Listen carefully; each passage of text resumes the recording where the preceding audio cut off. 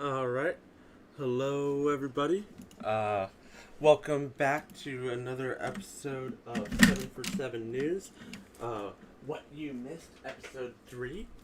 Um, we got some interesting topics to talk about today, so I hope you guys are all ready.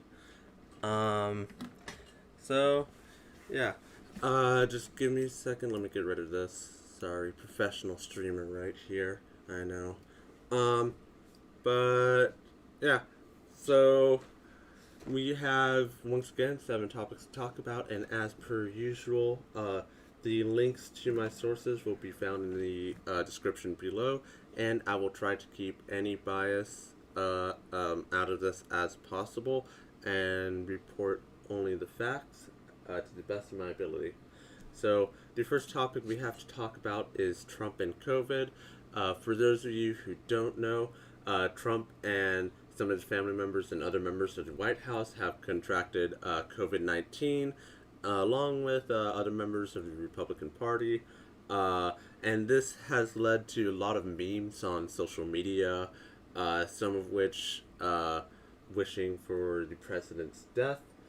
Social media sites such as TikTok, Twitter, Facebook have all come out saying that that's not allowed, and a lot of those videos or posts are in the process of being taken down if they aren't already taken down. Um, and this is a huge shakeup for the presidential election. I mean, 2020 has been quite a year. There's been a lot of shakeups. This is just like the cherry on top. Uh, the Biden family has thankfully tested negative. Obviously, the less people that have COVID, the better. Especially when they're up to the possibility of running our country. Uh, and then the Biden campaign has also taken down any negative ads targeting Trump. Um, so, yeah. Uh, yeah, this is just another shakeup in the presidential election. This obviously has rocked the Trump campaign, since Trump isn't able to go out to his rallies like he normally does and isn't able to visit a bunch of places and not be on the campaign trail. Um, so this is a huge shakeup for the entire presidential election and makes it even more unpredictable than it already was before. All right. Moving on to the next topic, we have some rare Egyptian protests that have happened, uh, along with a brutal crackdown. So, on the anniversary of last year's protests, couple thousand or a few thousand people took to the streets to protest over economic grievances and some social rights, and the Egyptian authorities were not having any of it. A brutal crackdown happened where hundreds of people were arrested and 2 died. And there's not too much else to say about it as far as I know. I could only find a couple news articles about it. Uh, Egyptian is very tight with their media and their media transparency. So we'll have to wait and see if any more news comes out of this. But for now, that's all I can talk about without getting into speculation and bias. Moving on to the next topic is the French President Macron's speech on Islamist separation in France. Uh, a couple days ago, Macron made a speech vowing to fight Islamist separatism, saying that a small minority of the country's 6 million Muslims were in danger of forming a counter society. This or the measures that he is going to introduce to try and fight this Islamist separatism is or includes stricter monitoring on sports, Islamic organizations, schooling, restricting homeschooling specifically, and preventing the international funding of mosques. He also stated that France has to offer better social and economic help to immigrant families. And this speech was widely criticized by the Islamic population, not just in France, but elsewhere, including in Turkey.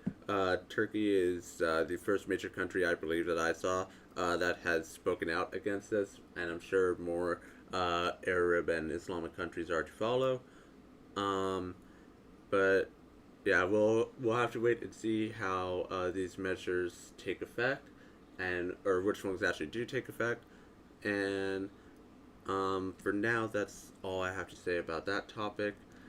Moving on to the next one, we have the Belarus and EU sanction war going on. EU announced sanctions on 40 Belarus officials, with the US announcing 8 sanctions on Belarus officials, and in return, Belarus announced their own retaliatory measures, sanctioning different members of the EU. Also, on top of this, to make media transparency even harder, Belarus has canceled all foreign media credentials and has forced them to reapply in order to report in the country. And certain EU member states have called for fresh elections with international observers. And I believe that is it in terms of new updates for the situation going on in Belarus. If you don't know about what's happening in Belarus, you guys can go ahead and either look it up yourselves or check my previous videos. But a quick rundown is the current Belarus president said he won the election, with the opposition saying that they actually won the election and the election was rigged.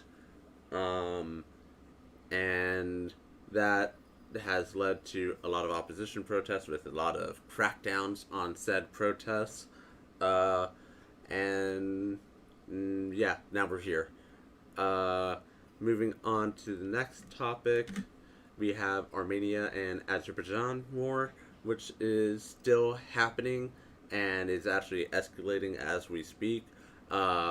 Armenia said that they were ready for peace talks after a demand for a ceasefire by the U.S. Voice crack. After a demand for a ceasefire by the U.S., Russia, and France. However, Azerbaijan has rejected any possibility of peace talks and has Turkey backing them up. And ever since that rejection, fire has grown, with a couple major cities being shelled, dashing any possibility of a ceasefire, and the war has just escalated, with the death toll and damage toll rising. So hopefully both sides are able to reach mutual agreement soon for a ceasefire, but at least currently, that seems extremely unlikely. It just appears to me that the fighting will continue. Moving on to the next topic, we have some aftermath updates of the Beirut explosion. If you guys did not know what happened, in Lebanon back on August 4th, there was a large explosion in the port of Beirut, and that caused about 150 people to die, with more injured and a lot of damage, and also caused the government to literally collapse. So, yeah. Some updates on that. Lebanon is currently seeking the arrest of the foreign owner and the captain of the ship that brought the material into the port of Beirut a couple years ago.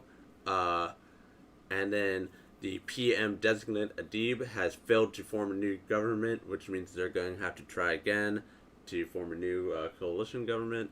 And then Lebanon is also pinning their economic hopes on talks with Israel. They might be another country to form more normal relations with Israel. They are hoping to settle some border disputes and get better trade with them.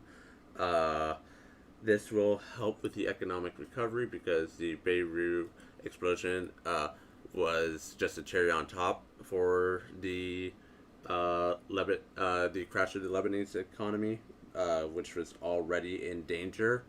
And yeah, there's also the possibility that Lebanon might go into a food shortage, not necessarily a famine, but a food shortage, because the port of Beirut had a lot of the country's grain in it, and that grain is now unusable because of the explosion. However, with international aid, I believe this to be hopefully unlikely, but I don't want to get too much into speculation, but that's just a possibility. Um, Going on to the next topic, we have the Hong Kong protests and what happened to them. Because up until the pandemic, throughout 2019, protests were very strong and consistent and often violent because of the police actions happening in Hong Kong. Uh, so, on the anniversary of the founding of the People's Republic of China, called the Day of Mourning by protesters, Hong Kong said that protests were not allowed due to the pandemic. Um, and this is just another way to uh, curb any protests from happening. Uh, However, small protests did happen anyways, and there was a heavy police presence, and there are now heavier punishments for protesting, uh, including up to life in prison. These measures are essentially eroding any little autonomy and rights that Hong Kong had left, and certain economic, or not economic, but certain scholars and researchers and analysts have now said that China is going to have its eyes set on Taiwan, saying that they might try to incorporate Taiwan back into China by the end of the decade, seeing that, according to Chinese eyes, Hong Kong is subdued, and now they want to have their eyes set on Taiwan.